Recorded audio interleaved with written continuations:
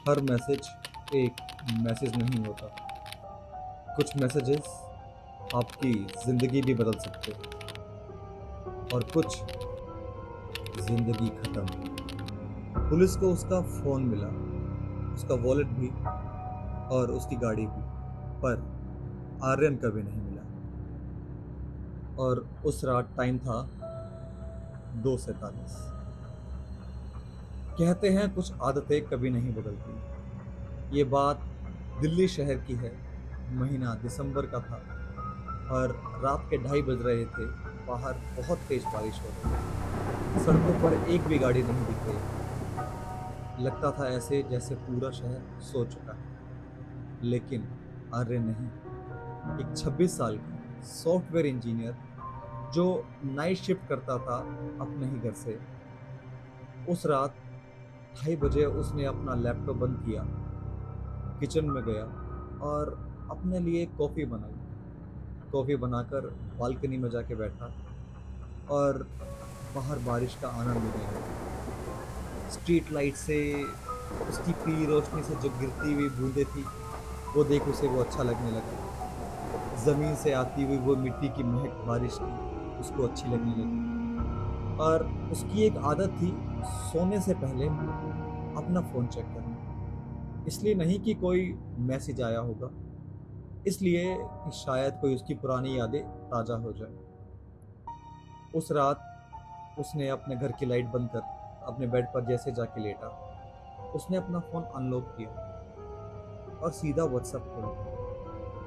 और जब व्हाट्सएप खोला तो उसने अपने ऑफिस का ग्रुप देखा, अपना फैमिली ग्रुप देखा, अपने दोस्तों का ग्रुप देखा, जो सब कुछ नॉर्मल था।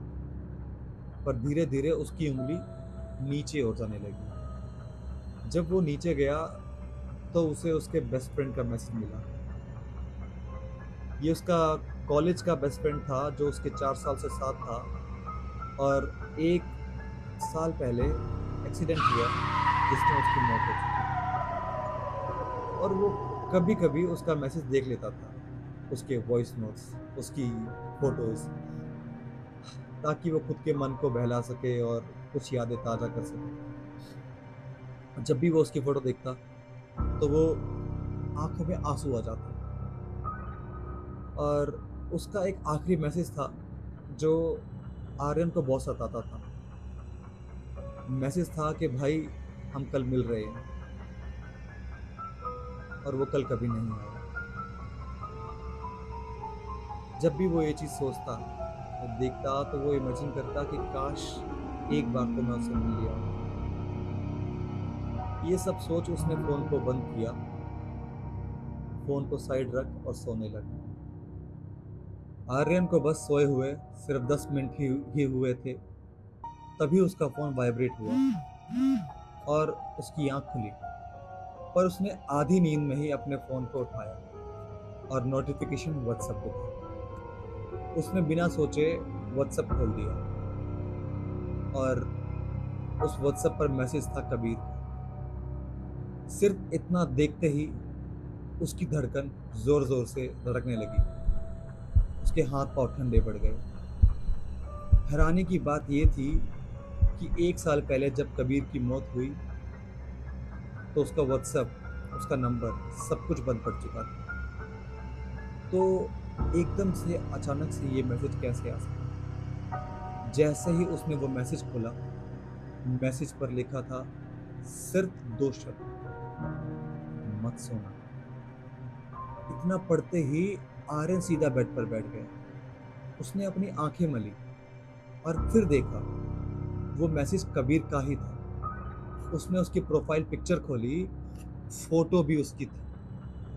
और जब वो लास्ट सीन देखता है तो वो टुडे 2:47। इतना देखते ही वो हैरान रह गया कि ये कैसे हो सकता है। मैं ये नहीं मान सकता, ये एक इम्पॉसिबल था। बट फिर उसको लगा कि शायद ये नंबर किसी ने ले लिया होगा या खरीद लिया होगा, मे बी उसने कर दिया होगा। फिर थोड़ी देर बाद ही जस्ट वहां पर उसने देखा कि टाइपिंग आ रहा है। उसको लगा कि अब शायद फिर कुछ टाइप होगा और मे बी वो बोले कि वो कौन है। फिर थोड़ी देर बाद टाइपिंग रुक गई। एकदम से पूरा सन्नाटा छा गया। उसके बाद टाइपिंग के बाद कोई मैसेज नहीं आता। इतना देखते ही वो हैरान हो गया, शौक रह गया कि ये कैसे हो सकता है। फिर वो अपने दिल को समझाने लगा, पर कहीं ना कहीं उसका दिल और दिमाग ये चीज को मानने को तैयार नहीं था। आर्यन अपने बेड से उठकर टेबल पर जाकर बैठता है और मैसेज के आने का वेट करता है। जब कोई मैसेज नहीं आता तो वो खुद ही टाइप कर देता है, कौन हो तुम। मैसेज तो सीन हो चुका था, पर कुछ सेकंड तक आगे से कोई जवाब नहीं आया। पर दोबारा वो देखता है अपने फोन की ओर तो वहां टाइपिंग का आता है। उसको लगा कि कोई टाइप कर रहा है। उसने वेट किया तो उसको एक फोटो रिसीव हुई और वो फोटो डाउनलोड करने लगा। जैसे ही उसकी फोटो 100% हुई, वो उस फोटो को देखकर हैरान हो गया। उसके हाथ पांव जोरों से कांपने लगे, क्योंकि वो फोटो उसके रूम का था। उस रूम में वही बेड, वही कबर्ड, वही टेबल और वही खिड़की, पर बेड पर वो सो रहा था। उसे लगा कि ये कोई और है, पर वो वही था। जब तक उसके हाथ पांव कांप रहे थे, उसने फट से पीछे मुड़कर देखा तो बेड पर कोई नहीं था। वह हैरान हो गया कि ये कैसे हो सकता है। तो उसने दोबारा फोटो खोला, उस फोटो को ध्यान से देखा। उस बेड पर जो शख्स सो रहा था वो वही था, पर इस बार उसने और एक अनोखी चीज देखी कि बेड के लेफ्ट कॉर्नर पर एक काली परछाई है, जो कैमरे की तरफ नहीं देख रही थी, आर्यन की तरफ देख रही थी। ये सिर्फ शुरुआत है।